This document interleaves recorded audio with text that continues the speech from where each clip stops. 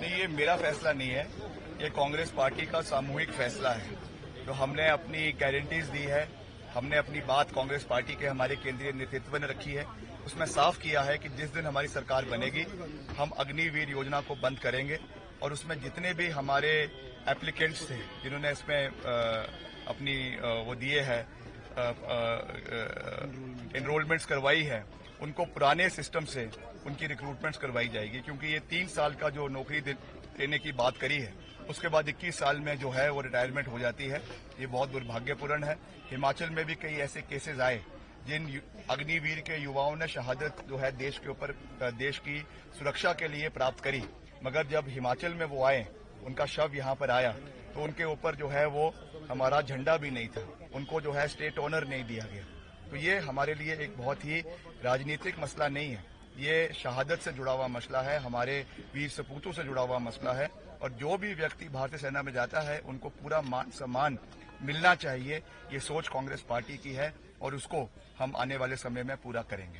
आप पिछले कई दिनों से चुनाव प्रचार में हैं, उसके पहले भी सरकार के मंत्री के तौर पर यहाँ आते रहे, लोगों से जो समर्थन मिल रहा है तो उस पर क्या कहना चाहिए? नहीं, मैं धन्यवाद करना चाहता हूँ। हर इलाके में जहाँ हम जा रहे हैं अपूर्व समर्थन और आशीर्वाद और प्यार लोगों का मिल रहा है, चाहे महिलाएं हैं, चाहे बुजुर्ग है, चाहे कर्मचारी है, पूर्व कर्मचारी है, एक्स सर्विसमैन है। और हम सबकी आवाज को पूरी बुलंदी से पहले भी मैंने उठाया है और आने वाले समय में भी हम सबकी आवाज को उठाएंगे।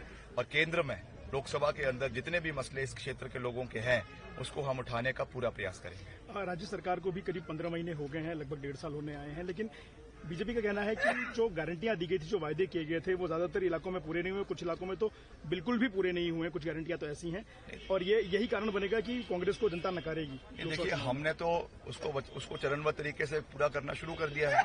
अभी तो 15 महीने हुए हैं ना सरकार को, अभी 3.5 साल का कार्यकाल शेष है।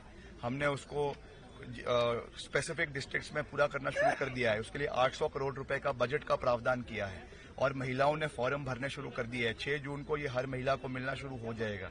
अभी हमारा समय पड़ा है, उनको चिंता करने की क्या आवश्यकता है। उनकी तो 15 लाख उन्होंने हर खाते में डालने की बात करी थी, आज 10 साल पूरे हो गए हैं, 1 फूटी कौड़ी किसी के खाते में नहीं आई है, तो वो हमको क्या बात कर रहे हैं।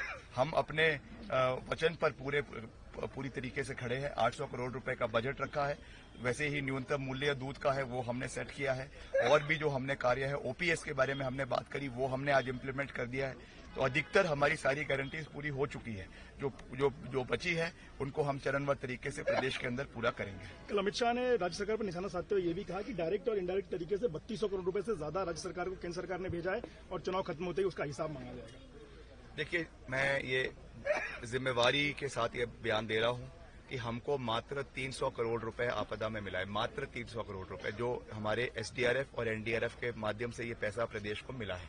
इसके अलावा एक भी नया पैसा वो हमको दिखा दे तो हम मान जाएंगे, क्योंकि ये पैसा कोई बोरियों में तो आता नहीं है। इसकी सैंक्शनिंग होगी, इसकी डिपार्टमेंट से सैंक्शनिंग होगी, इसकी चिट्ठियां निकलेगी, तो हमको एक भी चिट्ठी दिखा दे कि कहां पे ये पैसा आया है। जो सेंट्रल स्पॉन्सर्ड स्कीम्स में जो पैसा आ रहा है वो तो और राज्यों को भी मिलता है, हिमाचल को भी मिल रहा है, वो हमारा अधिकार है, टैक्स पेयर का पैसा है। मगर आपदा के लिए 300 करोड़ रुपए से ज्यादा एक पैसा हिमाचल प्रदेश को नहीं मिला है। चुनाव प्रचार में काफी तल्खी रही, मनोज की तरफ से काफी कुछ कहा गया आपके बारे में, आपके दौर भी निशाने साधे गए। चुनाव प्रचार में ये इस तरीके की बयानबाजी आपको लगता है कि पहले हिमाचल में नहीं होती थी, अब शुरू हो गई है, जो कि गैर जरूरी है? हमारी ओर से तो कोई बयानबाजी मोहतरमा के लिए नहीं हुई। मोहतरमा का हम मान सम्मान करते हैं, हमारी बड़ी बहन है, मगर उनकी ओर से जरूर उन्होंने जिस तरीके की बयानबाजी करी है, मगर उनके लिए नया नहीं है।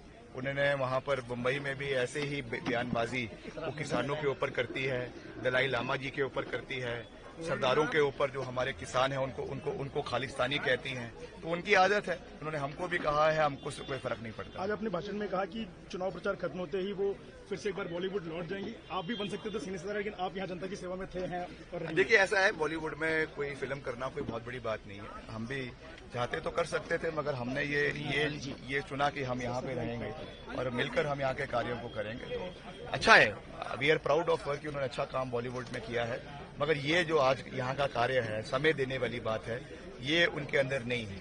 इसलिए लोग इस चीज को जानते हैं और लोग इसलिए जो व्यक्ति समय देता है, उनके दुख सुख में उनके साथ खड़ा रहता है, वो ही उनको कार्य को समर्थ